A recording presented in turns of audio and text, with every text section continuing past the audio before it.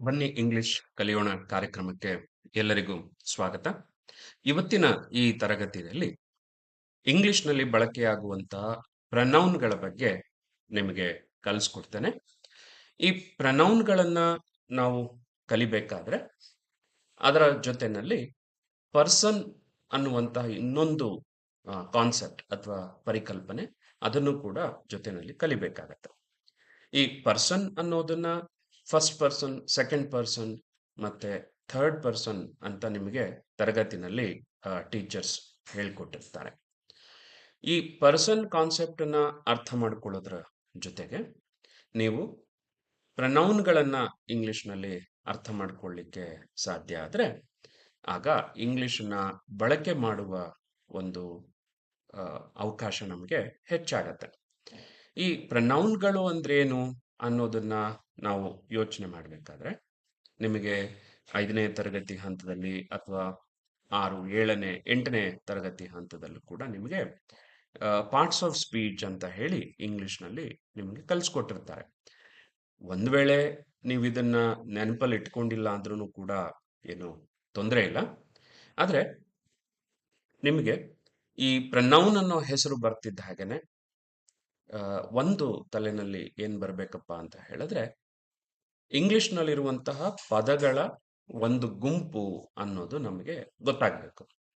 ಈ pronoun, noun, verb, adverb ಈ ತರದ ಬಳಕೆಗಳನ್ನ ಯಾಕೆ ಆ, ನಾವು ಮಾಡ್ತೇವೆ? ಅವುಗಳ ಬಳಕೆಯನ್ನ ಮಾಡೋದು ವಿಂಗಡಿಸ್ಕೊಳ್ಳಿಕ್ಕೆ, ಗುಂಪನ್ನ ಮಾಡ್ಕೊಳ್ಳಿಕ್ಕೆ. ಈಗ 1ನೇ ಕ್ಲಾಸು, 2ನೇ ಕ್ಲಾಸು, 3ನೇ ಕ್ಲಾಸು, 5ನೇ ಕ್ಲಾಸ್ ಹೀಗೆ ಮಕ್ಕಳನ್ನ ನಾವೇನ್ ಮಾಡ್ಕೊಳ್ತೀವಿ? ವಿಭಾಗ ಮಾಡ್ಕೊಳ್ತೀವಿ. ಹೀಗೆ ವಿಭಾಗ ಮಾಡ್ಕೊಳ್ಳೋದ್ರಿಂದ ಏನು ಅನುಕೂಲ ಆಗತ್ತೆ ಅಂತ ಹೇಳಿದ್ರೆ 4ನೇ ತರಗತಿ ಮಕ್ಕಳಿಗೆ ಏನ್ ಕಲಿಸ್ಬೋದು ಅದನ್ನ ಕಲಿಸುವಂಥದ್ದು, 5ನೇ ತರಗತಿ ಮಕ್ಕಳಿಗೆ ಏನ್ ಕಲಿಸ್ಬೋದು ಅದನ್ನ ಕಲಿಸುವಂಥದ್ದು. ಸೊ ಇದನ್ನ ತುಂಬಾ ಗೊಂದಲಕ್ಕೆ ಅವಕಾಶ ಮಾಡ್ಕೊಳ್ಬಾರ್ದು. There should not be any confusion as such. So ಒಂದು ವಿಷಯ ನಾವು ಏನು ಅರ್ಥ ಮಾಡ್ಕೊಳ್ಬೇಕಂದ್ರೆ ಪ್ರನೌನ್ ಅನ್ನುವಂಥದ್ದು ಒಂದು ಪದಗಳ ಗುಂಪು. ಇಂಗ್ಲಿಷ್‌ನಲ್ಲಿ ಇರುವಂತ ಪದಗಳ ಒಂದು ಗುಂಪಿಗೆ ನಾವು ಪ್ರನೌನ್ ಅಂತ ಹೇಳ್ತೇವೆ. ಈ ಇಂಗ್ಲಿಷನ್ನ ಅರ್ಥ ಮಾಡ್ಕೊಳ್ಬೇಕಾದ್ರೆ ನಮಗ್ ಚೆನ್ನಾಗಿ ಗೊತ್ತಿರುವಂತ ಭಾಷೆ ಏನಿರತ್ತೆ, ಕನ್ನಡ ಏನಿರತ್ತೆ ಅಥವಾ ನಿಮ್ಮ ಮಾತೃಭಾಷೆನೂ ಇರಬಹುದು. ಈಗ ನನ್ನ ಮಾತೃಭಾಷೆ ಕನ್ನಡ ಆಗಿರೋದ್ರಿಂದ ನಾನು ಕನ್ನಡದ ಸಹಾಯವನ್ನ ತಗೊಂಡು ನಿಮಗೆ ಅರ್ಥ ಮಾಡಿಸೋದಕ್ಕೆ ಪ್ರಯತ್ನವನ್ನ ಮಾಡ್ತೇನೆ. ಈ ಮಾತೃಭಾಷೆಯ ಸಹಾಯವನ್ನ ತಗೊಂಡಾಗ ಅದನ್ನ ನೋನ್ ಟು ಅನ್ನೋನ್ ಅಂತ ಹೇಳ್ತೀವಿ. ಗೊತ್ತಿರೋದ್ರಿಂದ ಗೊತ್ತಿಲ್ಲದೆ ಇರೋದ್ರ ಕಡೆಗೆ ಹೋಗುವಂಥದ್ದು. ಅಥವಾ ಗೊತ್ತಿರೋದರ ಸಹಾಯವನ್ನ ಇಟ್ಕೊಂಡು ಗೊತ್ತಿಲ್ಲದೆ ಇರುವುದನ್ನ ಅರ್ಥ ಮಾಡ್ಕೊಳ್ಳೋದು ಅಂತ ಹೇಳಿ. ಹಾಗಾಗಿ ಇಂಗ್ಲಿಷ್ ಅನ್ನೋದು ನಮಗೆ ಹೆಚ್ಚು ಗೊತ್ತಿಲ್ಲದೆ ಇರುವಂತ ಭಾಷೆ. ಅದನ್ನ ಅರ್ಥ ಮಾಡ್ಕೊಳ್ಳಿಕ್ಕೆ ನಾವೇನ್ ಮಾಡ್ತಾ ಇದ್ದೀವಿ? ನಮಗೆ ಸ್ವಲ್ಪ ಚೆನ್ನಾಗಿ ಗೊತ್ತಿರುವಂತ ಭಾಷೆ ಕನ್ನಡ ಏನಿರುತ್ತೆ, ಅದರ ಸಹಾಯವನ್ನ ತಗೊಳ್ತೇವೆ. ಈ ಪ್ರನೌನ್ ಅಂತ ಹೇಳಿದಾಗ ಸರ್ವನಾಮ ಅಂತ ಹೇಳಿ ಕನ್ನಡದಲ್ಲಿ ನಾವು ಹೇಳ್ತೇವೆ. ಸೊ ನಾಮಪದಕ್ಕೆ ಬದಲಾಗಿ ಬಳಕೆಯಾಗುವಂತಹ ಪದಗಳ ಗುಂಪನ್ನ ನಾವೇನ್ ಹೇಳ್ತೀವಿ? ಪ್ರನೌನ್ಸ್ ಅಂತ ಹೇಳಿ ಹೇಳ್ತೇವೆ. Words that replace noun are called as pronouns. Pro ಅಂತ ಹೇಳಿದ್ರೆ ಪರವಾಗಿ. So PRO, pro noun, pronoun ಹೀಗೆ ನೀವು ಇದನ್ನ ಯೋಚನೆ ಮಾಡ್ಬೋದು. ಈ ಪ್ರನೌನ್ಗಳ ಬಳಕೆಯನ್ನ ಯಾಕೆ ನಾವು ಆ, ಮಾಡ್ಬೇಕಾಗತ್ತೆ? ಇದಕ್ಕೆ ಒಂದು ಸರಳವಾದಂತಹ ಉತ್ತರನ ಕೂಡ ನಾವು ಕಂಡ್ಕೊಳ್ಬೋದು. ಬಹಳಷ್ಟು ಸರಿ ಇಂಗ್ಲಿಷ್‌ನ ಗ್ರಾಮರ್ ಕ್ಲಾಸಲ್ಲಿ ಅಥವಾ ಯಾವುದೇ ಭಾಷೆಯ ಕನ್ನಡ ವ್ಯಾಕರಣ ಇರ್ಬೋದು ಅಥವಾ ನೀವು ಕಲಿಯುವಂತ ಹಿಂದಿ ಈ ತರದ ಭಾಷೆಯ ವ್ಯಾಕರಣಗಳಿರ್ಬೋದು. ಬಹಳಷ್ಟು ಸರಿ ವಿದ್ಯಾರ್ಥಿಗಳಾಗಿದ್ದಾಗ ವಿದ್ಯಾರ್ಥಿಗಳಾಗಿ ಯೋಚನೆ ಮಾಡ್ಬೇಕಾದ್ರೆ ನಾನು ಕೂಡ ನಿಮ್ ತರ ಸ್ಟೂಡೆಂಟ್ ಆಗಿದ್ದಾಗ ಯೋಚನೆ ಮಾಡ್ತಾ ಇದ್ದೆ. ಯಾಕಪ್ಪ ಇಷ್ಟೆಲ್ಲ ನಮ್ಗೆ ಹೇಳ್ಕೊಡ್ತಾರೆ ಅಂತ ಹೇಳಿ. ಏನಿಲ್ಲ. ಇದಕ್ಕೆ ಒಂದು ಸರಳವಾದಂತ ಉತ್ತರ ಏನು ಅಂತ ಹೇಳಿದ್ರೆ, ಯಾಕವ್ರು ಹೇಳ್ಕೊಡ್ತಾರೆ ಅಂತ ಆದ್ರೆ, ಭಾಷೆಯನ್ನ ಬಳಸಬೇಕಾದ್ರೆ ಆ ಭಾಷೆಯ ನಿಯಮಗಳ ಕನಿಷ್ಠ ಜ್ಞಾನ ನಮ್ಗಿರ್ಬೇಕು ಅನ್ನೋದು ಒಂದು ವಿಚಾರ. ಕನಿಷ್ಠ ಜ್ಞಾನ ನಮ್ಗಿದ್ದಾಗ ಏನಾಗತ್ತೆ? ನಾವು ಅದನ್ನ ಬಳಸಲಿಕ್ಕೆ ಸಾಧ್ಯ ಆಗತ್ತೆ. ಈಗ ಒಂದು ಸೈಕಲ್ ಅನ್ನ ಬಳಸಬೇಕಾದ್ರೆ ಬ್ರೇಕ್ ಇರುವಂತದ್ದು, ಪೆಡಲ್ ಇರುವಂತದ್ದು ನಮ್ಗೆ ಗೊತ್ತಿರ್ಬೇಕು. ಮುಂದಿನ ಚಕ್ರದ ಬ್ರೇಕ್ ಹಿಡಿದ್ರೆ ಹಿಂದಿನ ಚಕ್ರ ಚಲನೆಯಲ್ಲಿದ್ದಾಗ ಸೈಕಲ್ ಬೀಳುತ್ತೆ ಅನ್ನೋದು ನಮಗೆ ಗೊತ್ತಿರಬೇಕು. ಅದು ಗೊತ್ತಿಲ್ಲದೆ ಇದ್ದಾಗ ಸೈಕಲ್ ಅನ್ನ ಕಲಿಯೋದಕ್ಕೆ ನಮಗೆ ಸಾಧ್ಯ ಇಲ್ಲ. ಹಾಗೆ ಒಂದು ಲ್ಯಾಂಗ್ವೇಜ್ ಅನ್ನ, ಒಂದು ಭಾಷೆಯನ್ನ ಕಲಿಬೇಕಾದ್ರೆ ನಮಗೊಂದಷ್ಟು ಮಿನಿಮಮ್, ಕನಿಷ್ಠ ಜ್ಞಾನ ನಮಗೆ ಆ ಭಾಷೆನಲ್ಲಿ ಇರಬೇಕಾಗತ್ತೆ. ಹಾಗಾಗಿ ಪಠ್ಯಪುಸ್ತಕದಲ್ಲಿ ಅಥವಾ ಟೀಚರ್ಸ್ ನಮಗೆ ಅದನ್ನ ಹೇಳ್ಕೊಡ್ಲಿಕ್ಕೆ ಪ್ರಯತ್ನ ಮಾಡ್ತಾರೆ. ಸೊ ಈ ಪ್ರನೌನ್ಗಳನ್ನ ನಾವು ಯಾಕೆ ಬಳಸಬೇಕು, ವೈ, ಈ ಪ್ರಶ್ನೆಯನ್ನ ನಾವು ಇಟ್ಕೊಂಡು ಯೋಚನೆ ಮಾಡಿ. ಯಾವಾಗಲೂ ನಾವು ಕಲಿಯುವಂತ ಹಂತದಲ್ಲಿ ವಾಟ್, ವೈ ಮತ್ತೆ ಹೌ, ಈ ಮೂರು ನಮ್ಮ ನಡುವೆ ಇರಬೇಕಾಗತ್ತೆ. ಏನು, ಯಾಕೆ ಮತ್ತೆ ಹೇಗೆ, ಈ ಮೂರು ಪ್ರಶ್ನೆಗಳನ್ನ ನಾವು ಇಟ್ಕೊಂಡ್ರೆ ಕಲಿಯೋದು ನಮಗೆ ಸುಲಭ ಆಗತ್ತೆ. ಸೊ ವಾಟ್ ಆರ್ ಪ್ರನೌನ್ಸ್, ಆ ಪ್ರಶ್ನೆಗೆ ಉತ್ತರನ ಕೊಟ್ಟೆ. Pronouns are words that replace nouns. Pronoun ಅನ್ನೋದು ನೌನ್ ಪದವನ್ನ ಬದಲಾಗಿ ರಿಪ್ಲೇಸ್ ಮಾಡುವಂತ, ಅವುಗಳ ಬದಲಾಗಿ ಬಳಕೆಯಾಗುವಂತ ಪದಗಳ ಗುಂಪನ್ನು ನಾವು ಪ್ರನೌನ್ ಅಂತ ಹೇಳ್ತೇವೆ ಅಂತ ಹೇಳ್ತೇವೆ. ಹಾಗಿದ್ರೆ ವೈ ಪ್ರನೌನ್ಸ್, ಪ್ರನೌನ್ಗಳು ಯಾಕೆ ನಮಗೆ ಬೇಕು ಅಂತ ಹೇಳಿ. ಒಂದು ಬಹಳ ಮುಖ್ಯವಾಗಿ ನಮ್ಮ ತಲೆನಲ್ಲಿ ಇರಬೇಕಾಗಿರೋದೇನೆಂದ್ರೆ, ವೈ ಪ್ರಶ್ನೆಗೆ ನಾವು ಉತ್ತರವನ್ನ ಕಂಡುಕೊಳ್ಳಿಲ್ಲ ಅಂತ ಹೇಳಿದ್ರೆ ನಮಗೆ ಯಾವ ಕೆಲಸ ಆದ್ರೂ ಕೂಡ ಮಾಡ್ಲಿಕ್ಕೆ ಸಾಧ್ಯ ಆಗೋದಿಲ್ಲ ಸರಿಯಾಗಿ. We should always have the answer for why. ಈಗ ಉದಾಹರಣೆಗೆ, why I am doing this class, ಈ ತರಗತಿಯನ್ನ ನಾನು ಯಾಕೆ ಮಾಡ್ತಾ ಇದ್ದೇನೆ. ವೈ ವೈ ಅನ್ನುವ ಪ್ರಶ್ನೆಗೆ ಉತ್ತರ ಸಿಕ್ಕಿದ್ರೆ ಮಾತ್ರ ನಾನು ಈ ತರಗತಿಯನ್ನ ನಡೆಸ್ಕೊಡ್ಲಿಕ್ಕೆ ಸಾಧ್ಯ.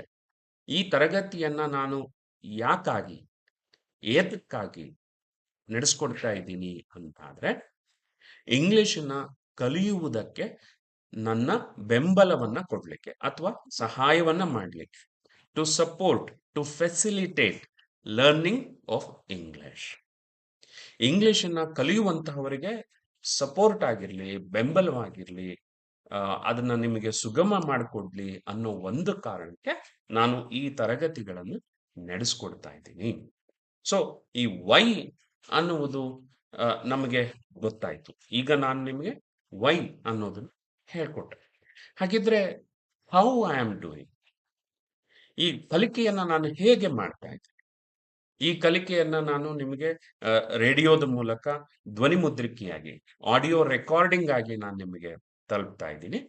ಹಾಗೆ ಇಂಥದ್ದೇ ತರಗತಿಯನ್ನ ನಾನು ನಿಮಗೆ ಯೂಟ್ಯೂಬ್ನ ಮೂಲಕ, ಅಂದ್ರೆ ವಿಡಿಯೋದ ಮೂಲಕನೂ ಕೂಡ ನಾನು ನಿಮಗೆ ತಲುಪೋದಕ್ಕೆ ಪ್ರಯತ್ನವನ್ನ ಮಾಡ್ತಾ ಇರ್ತೀನಿ. So how, what, why and how. ಈ ವೈ ಅನ್ನುವುದಕ್ಕೆ ನಮಗೆ ಉತ್ತರ ಸಿಕ್ಕಿದಾಗ ನಾವು ಅದರಲ್ಲಿ ಹೆಚ್ಚು ತೊಡಗಿಸ್ಕೊಳ್ಳಿಕ್ಕೆ ಸಾಧ್ಯ ಆಗತ್ತೆ. ಸೊ ಹಾಗಾಗಿ ವೈ ಪ್ರನೌನ್ಸ್, ವೈ ಪ್ರನೌನ್ಸ್ ಅಂತ ಹೇಳಿದ್ರೆ ಒಂದು ಸರಳವಾದಂತಹ ಉದಾಹರಣೆಯನ್ನ ನಾನು ನಿಮಗೆ ಕೊಡ್ತೇನೆ.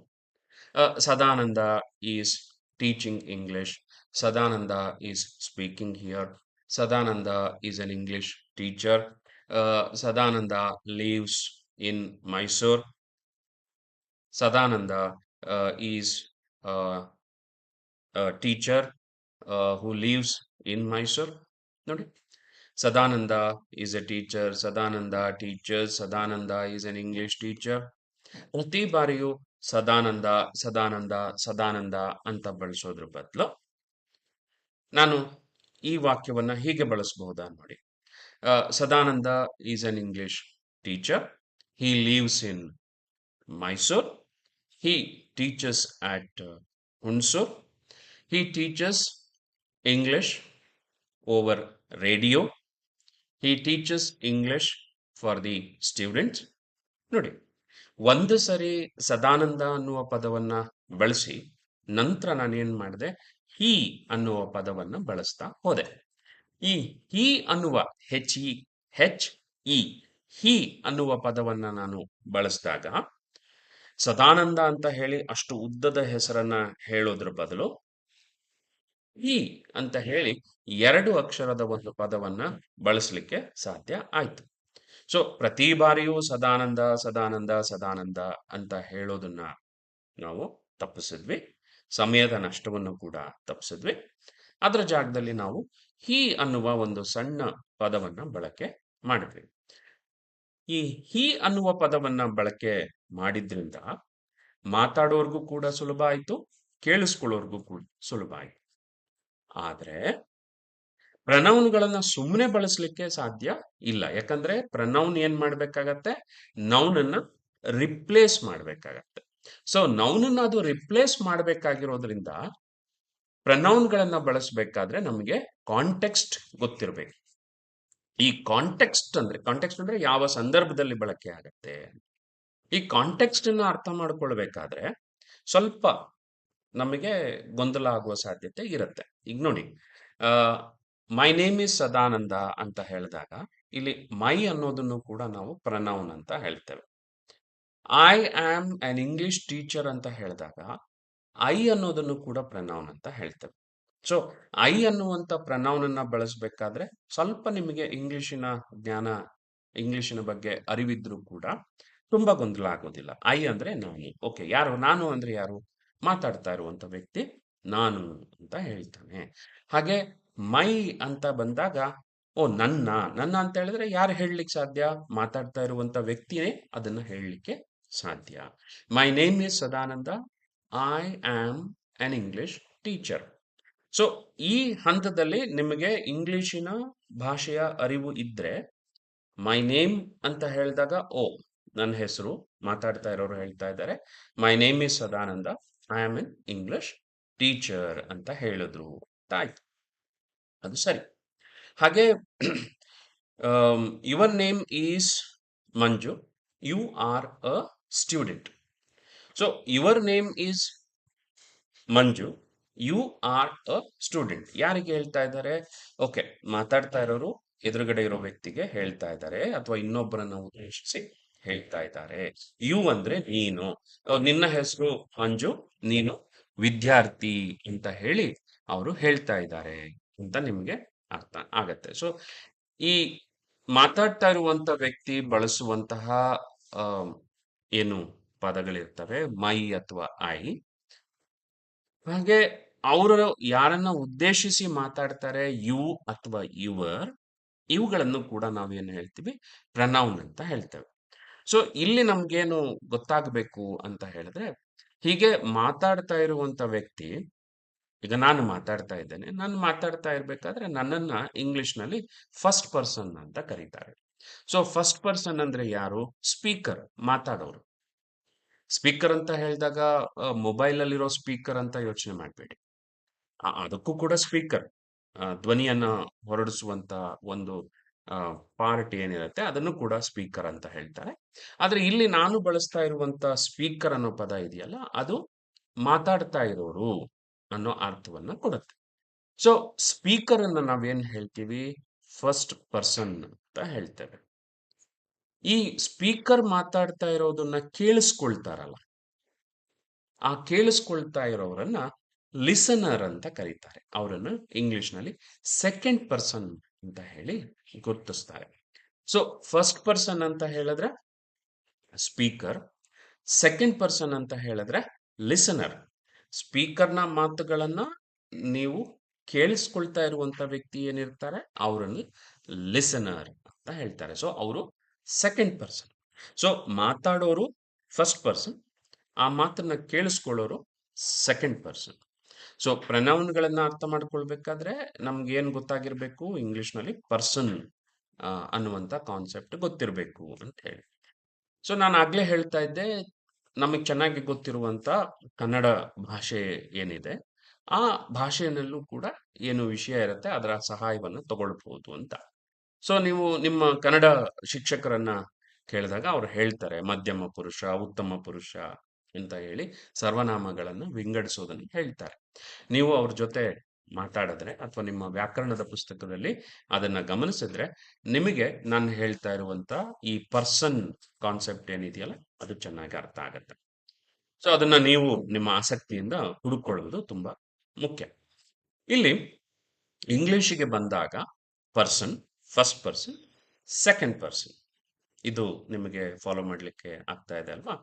ಇನ್ನೊಂದು ಪರ್ಸನ್ ಯಾವುದು ಅಂತ ಹೇಳಿದ್ರೆ third person. So third person ಅಂತ ಹೇಳಿದಾಗ ಫಸ್ಟ್ ಪರ್ಸನ್ ಮತ್ತು ಸೆಕೆಂಡ್ ಪರ್ಸನ್ ಇಬ್ರು ಸೇರಿ ಇನ್ನೊಬ್ಬರ ಬಗ್ಗೆ ಮಾತಾಡೋದನ್ನ ನಾವು ಥರ್ಡ್ ಪರ್ಸನ್ ಅಂತ ಹೇಳಿ ಗುರುತಿಸ್ತೀವಿ. ಈಗ ನೋಡಿ, my name is Sadananda, I am an English teacher ಅಂತ ಹೇಳಿದೆ. ಹಾಗೆ your name is Manju, you are a student ಅಂತ ಹೇಳಿದೆ. So first person, second person. ಇಲ್ಲಿ ಥರ್ಡ್ ಪರ್ಸನ್ ಅನ್ನ ನಾವು ಹೇಗ್ ತಗೊಳ್ಬಹುದು ಅಂತ ಹೇಳಿದ್ರೆ, her name is Charumati, she is my daughter. So ನಾನು ನಿಮಗೆ ಇನ್ನೊಬ್ಬರ ಬಗ್ಗೆ ಹೇಳ್ತಾ ಇದ್ದೀನಿ. ಏನಂತ ಹೇಳ್ತಾ ಇದ್ದೀನಿ? ಹರ್ ನೇಮ್ ಈಸ್ ಚಾರುಮತಿ, ಅವಳ ಹೆಸರು Charumati. She is my daughter.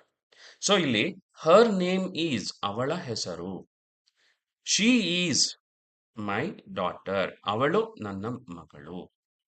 Okay. His name is Nishchit, he is my son. So ಇಲ್ಲಿ ಹಿಸ್ ನೇಮ್ ಅಂತ ಹೇಳಿದಾಗ ಅವನ ಹೆಸರು ನೋಡಿ, ನಾನು ನಿಮಗೆ ಹೇಳ್ತಾ ಇದ್ದೀನಿ ಅವನು, ಅವನ ಅಂತ ಹೇಳಿ.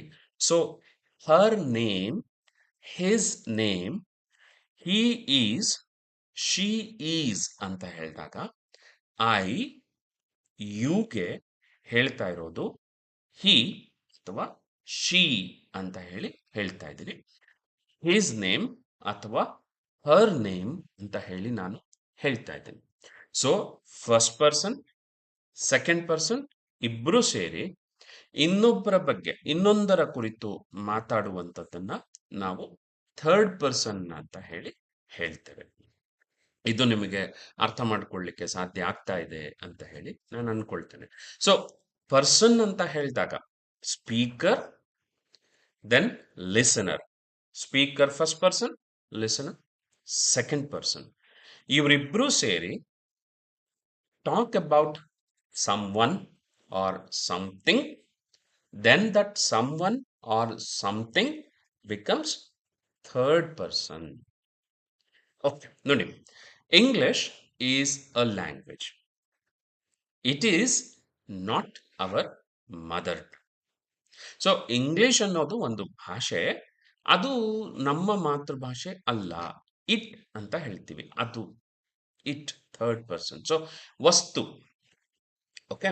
ಸೊ ಈ ವಸ್ತು ಇರ್ಬೋದು, ವ್ಯಕ್ತಿ ಇರ್ಬೋದು, ಇದರಲ್ಲಿ ನಾವು ನಾನು ಮತ್ತೆ ನೀವು ಮಾತಾಡ್ತಾ ಇನ್ನೊಬ್ಬರ ಬಗ್ಗೆ, ಇನ್ನೊಂದರ ಬಗ್ಗೆ ನಾವೇನ್ ಮಾತಾಡ್ತೀವಿ ಅದನ್ನ ನಾವೇನಂತ ಹೇಳ್ತೀವಿ?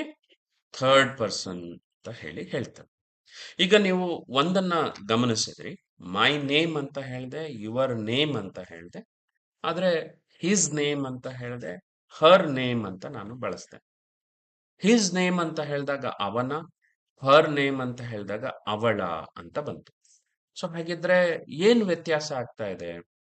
ಏನು ವ್ಯತ್ಯಾಸ ಆಗ್ತಾ ಇದೆ ಅಂತ ಹೇಳಿದ್ರೆ, ಈ ಫಸ್ಟ್ ಪರ್ಸನ್ ಮತ್ತೆ ಸೆಕೆಂಡ್ ಪರ್ಸನ್ ನಾನು ಬಳಸಿದಾಗ ಮೈ ನೇಮ್ ಅಂತ ಹೇಳ್ತೇನೆ, ಐ ಅಂತ ಹೇಳ್ತೇನೆ. ಈಗ ನಾನು ಪುರುಷ, ಸೊ ಸದಾನಂದ, ಕನ್ನಡದಲ್ಲಿ ನೀವು ಯೋಚನೆ ಮಾಡೋದಾದ್ರೆ ಗಂಡು, ಪುರುಷ.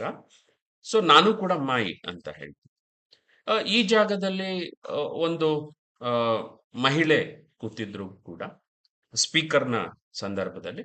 ಈಗ ಇಲ್ಲಿ ಒಬ್ಬ ಉದಾಹರಣೆಗೆ ಈಗ ಶ್ಯಾಮಲಾ ಅಂತನೋ ಅಥವಾ ಗೀತಾ ಅಂತನೋ ಅವರು ಕೂತ್ಕೊಂಡು ಮಾತಾಡ್ತಾ ಇದ್ರು ಕೂಡ my name is Geetha, my name is Shyamala ಅಂತಾನೆ ಹೇಳಲಿಕ್ಕೆ ಆಗತ್ತೆ. ಸೊ ಸ್ಪೀಕರ್ ಯಾರೇ ಆದ್ರೂ ಕೂಡ, ಅದು ಪುರುಷ ಆಗಿರ್ಲಿ ಅಥವಾ ಮಹಿಳೆ ಆಗಿರ್ಲಿ, ಅವರನ್ನ ಮಾತಾಡ್ಬೇಕಾದ್ರೆ, ಅವರು ಸ್ಪೀಕರ್ ಆದಾಗ ಮೈ ಅಂತಾನೆ ಬಳಸ್ತಾರೆ. ಹಾಗೆ ಲಿಸನರ್ ಪುರುಷ ಆಗಿದ್ರು ಕೂಡ ಮಹಿಳೆ ಆಗಿದ್ರು ಕೂಡ ನಾವೇನ್ ಮಾಡ್ತೀವಿ? ಯುವರ್ ಅಂತಾನೆ ಅಥವಾ ಯು ಅಂತಾನೆ ನಾವು ಹೇಳ್ತೇವೆ. ಆದ್ರೆ ಥರ್ಡ್ ಪರ್ಸನ್ಗೆ ಬಂದಾಗ ಒಂದು ಬದಲಾವಣೆ ಏನಾಗತ್ತಪ್ಪ ಅಂತ ಹೇಳಿದ್ರೆ, ನಾವು ನಾನು ಮತ್ತೆ ನೀವು, ನಾನು ಮತ್ತೆ ನೀನು ಇಬ್ಬರು ಸೇರಿ ಇನ್ನೊಬ್ಬರ ಬಗ್ಗೆ ಮಾತಾಡ್ಬೇಕಾದ್ರೆ ಥರ್ಡ್ ಪರ್ಸನ್ ಅಲ್ಲ, ಆ ಥರ್ಡ್ ಪರ್ಸನ್ನಿನ ಜೆಂಡರ್ ಅನ್ನ ನಾವು ಇಟ್ಕೊಂಡೇ ಮಾತಾಡಬೇಕಾಗತ್ತೆ. ಜೆಂಡರ್ ಅಂತ ಹೇಳಿದಾಗ ಕನ್ನಡದಲ್ಲಿ ಅದಕ್ಕೆ ಲಿಂಗ ಅಂತ ಹೇಳ್ತೇವೆ. ಕನ್ನಡದಲ್ಲಿ 3 ಲಿಂಗಗಳನ್ನ ನಾವು ಗುರುತಿಸ್ತೇವೆ. ಪುಲ್ಲಿಂಗ, ಸ್ತ್ರೀಲಿಂಗ, ನಪುಂಸಕಲಿಂಗ. ಒಂದು ಅನುಕೂಲ ಏನಪ್ಪಾ ಅಂದ್ರೆ ಇಂಗ್ಲಿಷ್‌ನಲ್ಲೂ ಕೂಡ 3 gender. Masculine gender, feminine gender, neuter gender ಅಂತ ಹೇಳಿ. ಸೊ ಮ್ಯಾಸ್ಕ್ಯುಲೈನ್ ಪುಲ್ಲಿಂಗ, ಫೆಮಿನೈನ್ ಸ್ತ್ರೀಲಿಂಗ, ನ್ಯೂಟರ್ ನಪುಂಸಕಲಿಂಗ. ಕನ್ನಡದಲ್ಲಿ ನಾವು ಏನು ಗುರುತಿಸ್ತೀವಲ್ಲ ಹಾಗೆ. ಸೊ ಇದೊಂದು ದೃಷ್ಟಿಯಲ್ಲಿ ಇಂಗ್ಲಿಷ್ ಮತ್ತೆ ಕನ್ನಡದಲ್ಲಿ ತುಂಬಾ ಏನು ವ್ಯತ್ಯಾಸಗಳು ಇಲ್ಲ. ಹಾಗಾಗಿ ಕಲಿಯೋದಕ್ಕೆ ನಮಗೆ ತುಂಬಾ ಅನುಕೂಲ ಆಗತ್ತೆ. ಸೊ ಥರ್ಡ್ ಪರ್ಸನ್ನಿಗೆ ಬಂದಾಗ ನಾವು ಏನ್ ಮಾಡ್ಬೇಕಾಗತ್ತೆ? ಜೆಂಡರ್ ಅನ್ನ ಗುರುತಿಸ್ಬೇಕಾಗತ್ತೆ. ಜೆಂಡರ್ ಅನ್ನ ನಾವು ಇಟ್ಕೊಂಡು ಜೆಂಡರ್ ಅನ್ನ ಆ, ಒಂದು ಭಾಗವಾಗಿ ಇಟ್ಕೊಂಡೇನೆ ಥರ್ಡ್ ಪರ್ಸನ್ ಅನ್ನ ನಾವು ಬಳಸ್ಬೇಕಾಗತ್ತೆ. ಸೊ ಸಾಮಾನ್ಯ ಮನುಷ್ಯರಿಗೆ ಬಂದಾಗ ನಾವು ಮನುಷ್ಯರನ್ನ ಗುರುತಿಸ್ಬೇಕಾದ್ರೆ ಮ್ಯಾಸ್ಕ್ಯುಲೈನ್ ಮತ್ತು ಫೆಮಿನೈನ್ ಅನ್ನ ಇಟ್ಕೊಂಡು ತಗೊಳ್ತೇವೆ. ಹಾಗೆ ಮನುಷ್ಯರನ್ನ ಬಿಟ್ಟು ಉಳಿದ ಎಲ್ಲವನ್ನೂ ಕೂಡ ಪ್ರಾಣಿ ಮತ್ತೆ ವಸ್ತುಗಳನ್ನ ನಾವೇನ್ ಮಾಡ್ತೀವಿ? ನ್ಯೂಟರ್ ಜೆಂಡರ್‌ನ ಇಟ್ಕೊಳ್ತೀವಿ. ಹಾಗೆ ಪ್ರಾಣಿಗಳನ್ನ ಗುರುತಿಸ್ಬೇಕಾದ್ರೆ ನಮ್ಮ ಭಾವನಾತ್ಮಕ ಕಾರಣದಿಂದ ಕೆಲವು ಸಾರಿ ಆ ಪ್ರಾಣಿಗಳನ್ನು ಅವನು ಅಥವಾ ಅವಳು ಅಂತ ನಾವು ಗುರುತಿಸೋದಿಕ್ಕೆ ಅವಕಾಶ ಇರುತ್ತೆ. ಈಗ ಆ, ಉದಾಹರಣೆಗೆ ನಾಯಿಗಳ ವಿಚಾರಕ್ಕೆ ಬಂದಾಗ ಬಹಳಷ್ಟು ಜನಕ್ಕೆ ನಾಯಿಗಳು ಮನೆಯ ಸದಸ್ಯರು ಅನ್ನೋ ಹಾಗೆ ನೋಡ್ತಾರೆ. ಹಾಗೆ ಬೆಕ್ಕುಗಳು, ನಾಯಿ ಮತ್ತೆ ಬೆಕ್ಕು ಇವೆರಡು ಸಾಕು ಪ್ರಾಣಿಗಳ ವಿಚಾರಕ್ಕೆ ಬಂದಾಗ ಆ, ಮನೆಯ ಸದಸ್ಯರ ಹಾಗೆ ಅದನ್ನ ಪರಿಭಾವಿಸೋದ್ರಿಂದ ನಾಯಿಗಳನ್ನು ಕೂಡ ಅವನು ಅಥವಾ ಅವಳು, ಬೆಕ್ಕನ್ನು ಅವನು ಅಥವಾ ಅವಳು ಅಂತ ಬಳಸುವಂತ ಸಂದರ್ಭಗಳು ಇರುತ್ತೆ. ಇನ್ನು ವಸ್ತುಗಳನ್ನ ನಾವು ನ್ಯೂಟರ್ ಜೆಂಡರ್ನಲ್ಲೇ ತಗೊಳ್ತೇವೆ.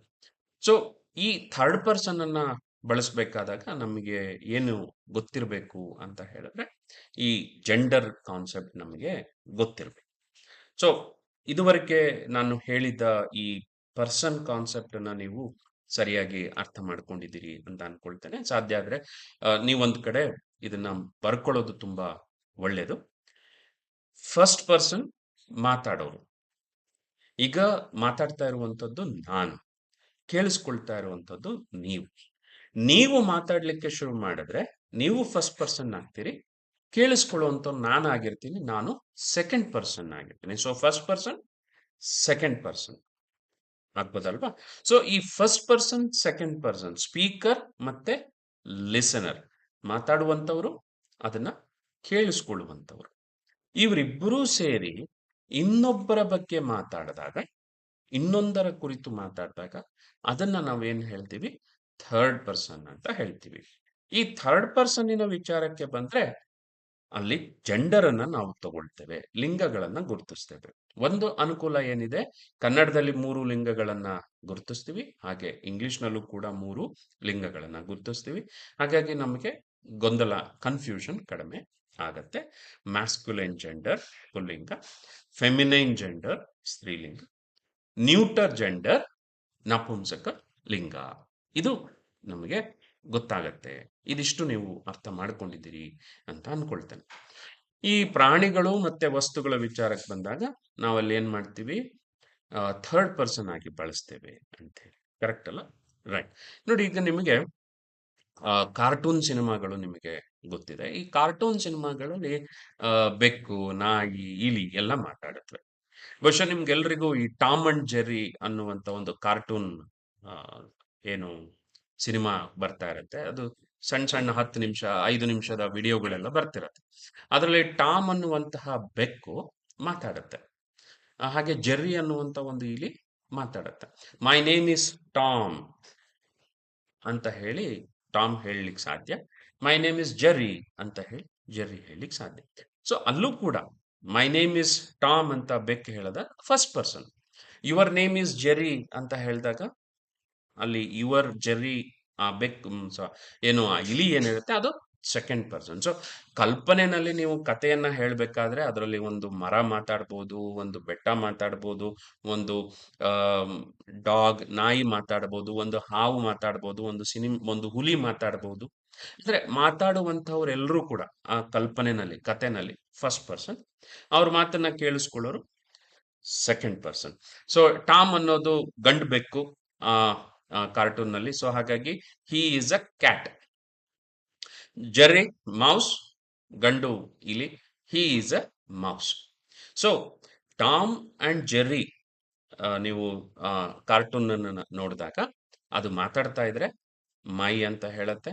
ಆ ಮಾತನ್ನ ಜೆರ್ರಿ ಕೇಳಿಸ್ಕೊಳ್ತಾ ಇದ್ದಾಗ ಯುವರ್ ಅಥವಾ ಯು ಅಂತ ಹೇಳತ್ತೆ. ಸೊ ಹೀಗೆ ಪರ್ಸನ್ ಅನ್ನ ಮಾತಾಡೋರು ಫಸ್ಟ್ ಪರ್ಸನ್, ಕೇಳಿಸ್ಕೊಳ್ಳೋರು ಸೆಕೆಂಡ್ ಪರ್ಸನ್, ಇವರಿಬ್ರು ಸೇರಿ ಇನ್ನೊಬ್ಬರ ಬಗ್ಗೆ ಮಾತಾಡಿದಾಗ ಅದನ್ನ ನಾವು ಥರ್ಡ್ ಪರ್ಸನ್ ಅಂತ ಹೇಳ್ತೇವೆ. ಇದಿಷ್ಟು ನಿಮಗೆ ನೆನಪಲ್ಲಿ ಇಟ್ಕೋಬೇಕು. ಮತ್ತೆ ಥರ್ಡ್ ಪರ್ಸನ್ನಿಗೆ ಬಂದಾಗ ಜೆಂಡರ್ ಇರುತ್ತೆ ಅನ್ನೋದನ್ನು ಕೂಡ ನೀವು ನೆನ್ಪಿಟ್ಕೊಳ್ಬೇಕು. ಇದರ ಜೊತೆಗೆ ನಂಬರ್ ಅನ್ನುವಂತ ಇನ್ನೊಂದು ಕಾನ್ಸೆಪ್ಟ್ ಅನ್ನು ಕೂಡ ನಾವು ಇಟ್ಕೊಳ್ಬೇಕಾಗತ್ತೆ. ಕನ್ನಡದಲ್ಲಿ ಅದನ್ನ ವಚನ ಅಂತ ಹೇಳ್ತೀವಿ. ಸಿಂಗ್ಯುಲರ್ ಮತ್ತೆ ಪ್ಲೂರಲ್, ಏಕವಚನ ಬಹುವಚನ. ಇಂಗ್ಲಿಷ್ ನಲ್ಲಿ ಅದನ್ನು ನಂಬರ್ ಅಂತ ಹೇಳ್ತಾರೆ. ಸೊ ಪ್ರನೌನ್ಗಳನ್ನ ಕಲ್ತ್ಕೊಳ್ಬೇಕಾದಾಗ ನಿಮಗೆ ಪರ್ಸನ್ ಕಾನ್ಸೆಪ್ಟ್ ಗೊತ್ತಿರಬೇಕು, ಹಾಗೆ ನಂಬರ್ ಕಾನ್ಸೆಪ್ಟ್ ಕೂಡ ಗೊತ್ತಿರಬೇಕು.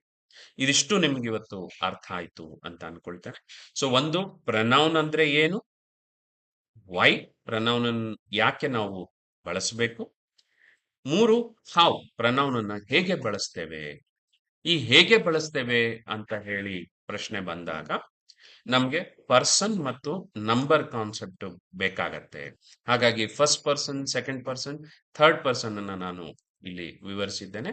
ನಂಬರ್ ಸಿಂಗ್ಯುಲರ್ ಮತ್ತೆ ಪ್ಲೂರಲ್ ಅನ್ನು ಕೂಡ ನಾನು ನಿಮ್ಗೆ ಹೇಳಿದ್ದೇನೆ. ಸೊ ಒಂದು ಇದ್ರೆ ಸಿಂಗ್ಯುಲರ್, ಒಂದಕ್ಕಿಂತ ಹೆಚ್ಚಿದ್ರೆ ಪ್ಲೂರಲ್.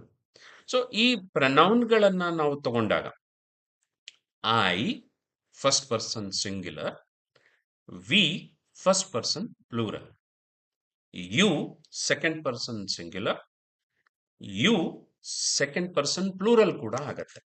ಎರಡಕ್ಕೂ ಒಂದೇ ಪದನ ಬಳಕೆ ಮಾಡ್ತೇವೆ.